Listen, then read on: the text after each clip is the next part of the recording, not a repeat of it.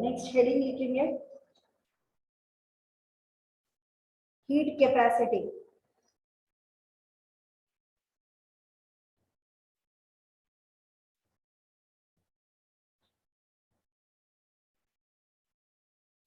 लिखे heat is directly proportional to temperature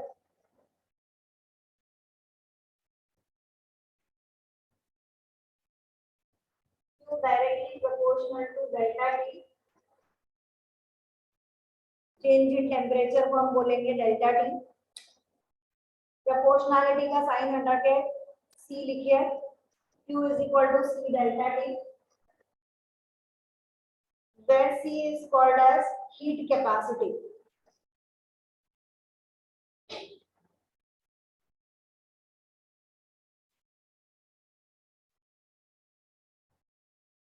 अभी अपन लोगों ने थर्मोडायनामिक्स कंप्लीट नहीं किया है ना, लेकिन इस चैप्टर में यहाँ पर वर्ड आ रहा है इसलिए अपन पढ़ रहे हैं, अदरवाइज अपन लोग इसको थर्मोडायनामिक्स में लेंगे। ये जो सी वर्ड है इसको हम लोग नाम देंगे हीट कैपेसिटी। ये हीट कैपेसिटी दो तरह की होती है, एग्जैक्ट डिटेल जब थर्मोडायनामिक्स होगा तभी पता चलेगा, लेकिन फिर भी अभी सीपी और सीवी।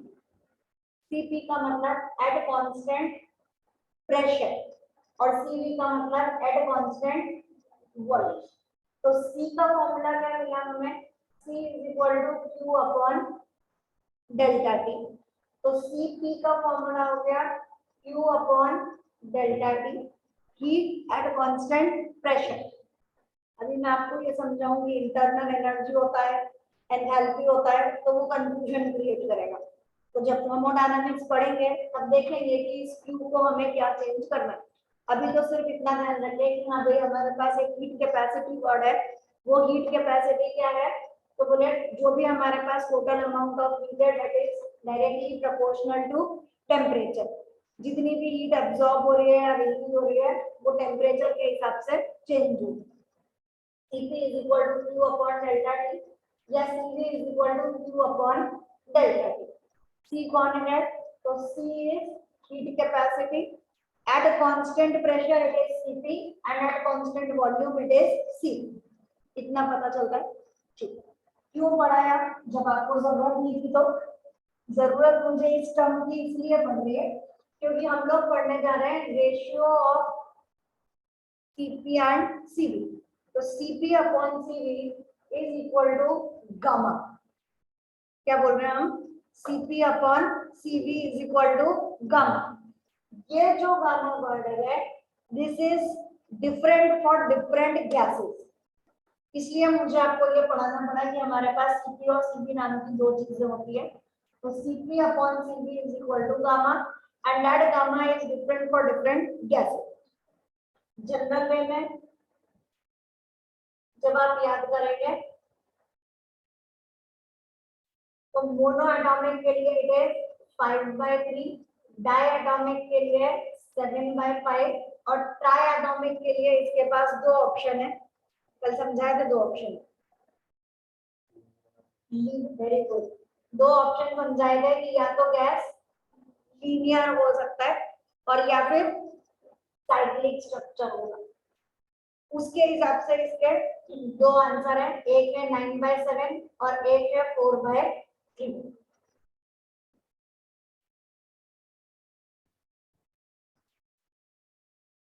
नेक्स्ट कॉन्सेप्ट ऑफ, चलो कॉन्सेप्ट में देखो, खाली लिख लो mean free path, MEAN mean free path.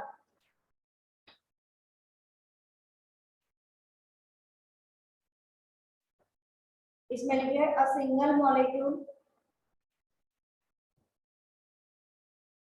undergoes different zigzag path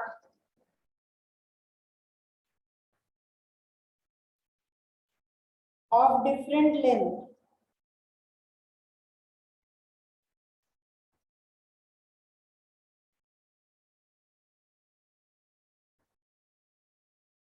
full stop The average distance traveled by a molecule.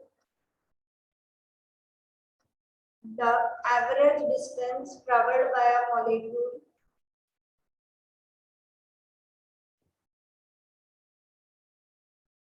between two successive collisions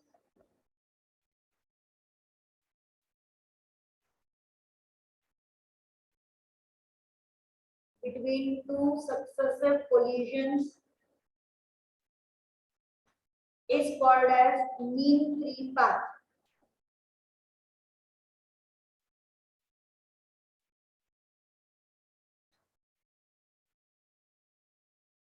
एक पार्टिकल zigzag मोशन शो करता है, जिसे हम लोग बोलते हैं भाई Brownian motion, zigzag motion.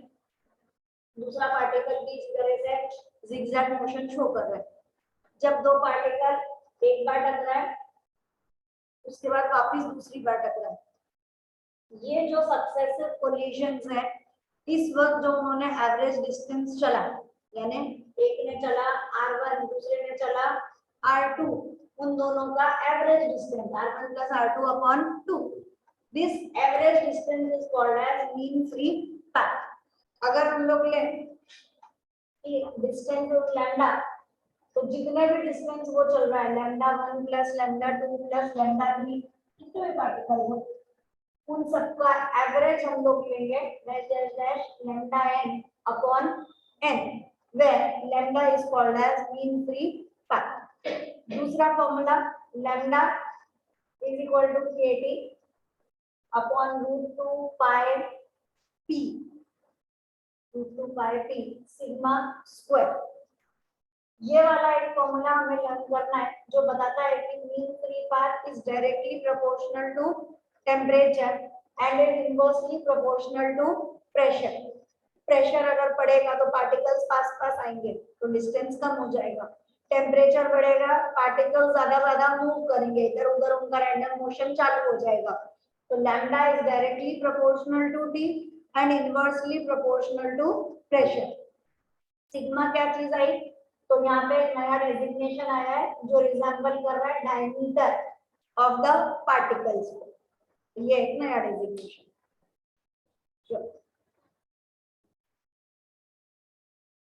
Next question number 1. Estimate the fraction of molecular volume to the actual volume occupied by oxygen gas at HTP, standard temperature and pressure.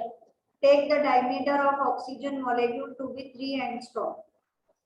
चलिए, actual volume at HTP लिखना चालू करो. Actual volume at HTP is equal to 22.4 liter. वापिस से equal to 22.4 into 10 raised to -3 metre cube.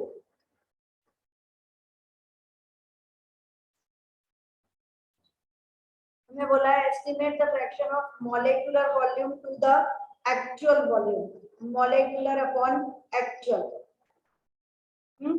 अब एक molecule की volume कितनी होगी, मॉलिक्यूल की वॉल्यूम 4/3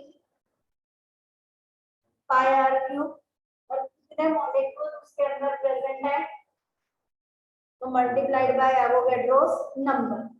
4/3 पाई की जगह जो कि 22/7 या 3.14, उन्होंने हमें दिया है डायमीटर इज 3 एंगस्ट्रॉम, तो रेडियस विल बी 3/2 एंगस्ट्रॉम, यानी 10 raised to -10 का होल क्यूब. और Avogadro's number 6.022 into 10 raised to 23. इससे हमें मिलेगी v डैश की वैल्यू. अब हमें v dash upon v find करना है. जो भी v डैश का आंसर आएगा वो ऊपर, और v यानी 22.4 into 10 raised to -3 वो नीचे, दोनों का रेशियो ढूंढना. चलिए, इस पूरे को मल्टीप्लाई करके हमारे पास आंसर आएगा 85.1 into 10 raised to -7 पावर तो आप लोग देख सकते हैं 10 10 10, तो -30 प्लस 23 इट इज -7। अब इसको डिवाइड करेंगे, आंसर आएगा 0.3799 इंटू 10⁻⁻3, जिसे हम लोग राउंड ऑफ कर लेते हैं। पहले इधर एक राइट साइड लेट जाओ तो 3.8 इंटू 10⁻⁻4 या 4 इंटू 10⁻⁻4, जैसा आंसर लिखना हो। एग्जैक्ट ये है, थोड़ा राउंड ऑफ ये है, और ज्यादा राउंड ऑफ में 4 आ जाएगा।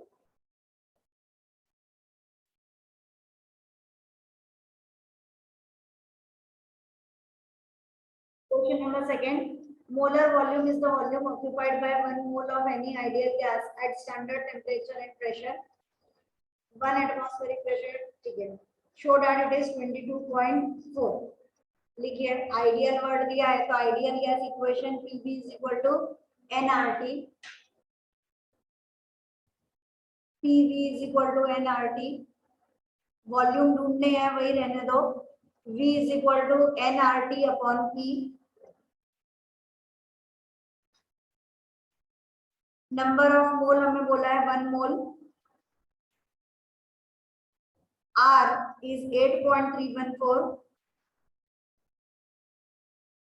टेम्परेचर 273 केल्विन, 0 डिग्री 273 केल्विन, और प्रेशर 1 एटमॉस्फेरिक प्रेशर को SI यूनिट में करेंगे तो इट इज 1.013 इंटू 10⁵ पास्कल।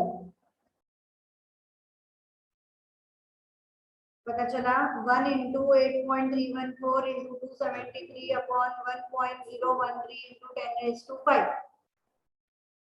काटा पीटी करोगे, आंसर आएगा volume is equal to 22.4 into 10⁻⁻3। ये जजमेंट है कि आप सही कर रहे हो या नहीं, बेईमानी से आंसर लिख दिया याद करके। 22.4 इंटू 10⁻⁻3 मीटर क्यूब, क्योंकि सब कुछ SI में है तो मीटर क्यूब में आंसर है। अब मीटर क्यूब हटा दो, it is 22.4 litre.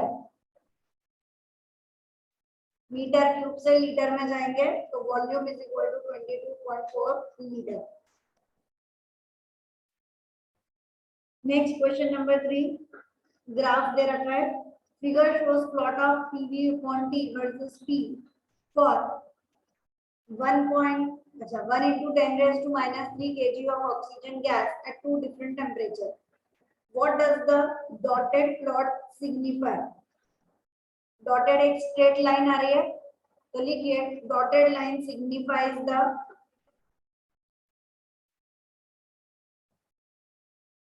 Constant value,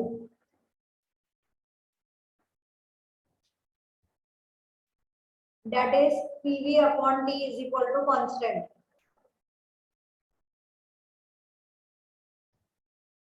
PV upon T is equal to constant। Second, which is true, T1 और T2 लाइन के पास में कौन सा आ रहा है, T1। लिखिए, T1 is greater than T2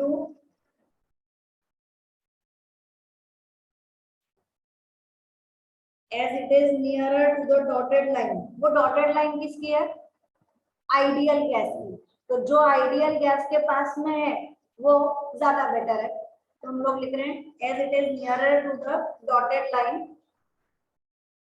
नहीं पता चलता है तो लिख लो dotted line is ideal gas. Constant का मतलब ही यही हुआ, PV upon T is equal to constant, तो कांस्टेंट कौन होगा, ideal gas. Next, what is the value of PV upon T where the curves meet on the y-axis? लिखिए, PV is equal to nRT,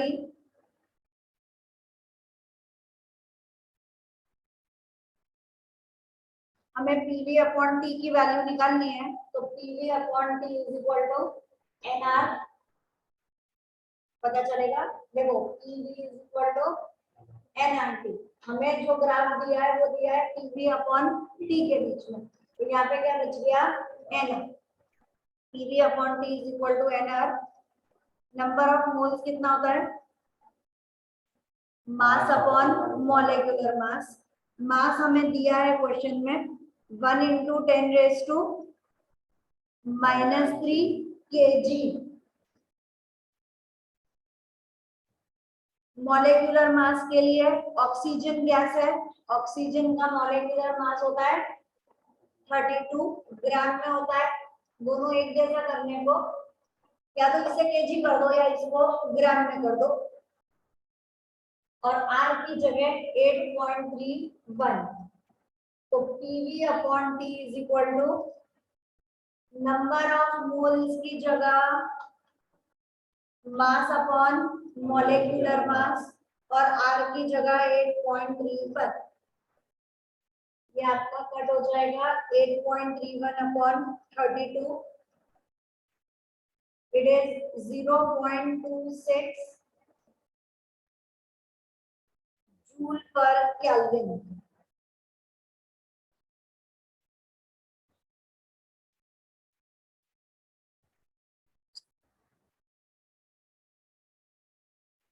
हमें बोला है कि if we obtain similar plot for इतना kg of hydrogen, we get the same value. If not, what mass of hydrogen is the same value of PV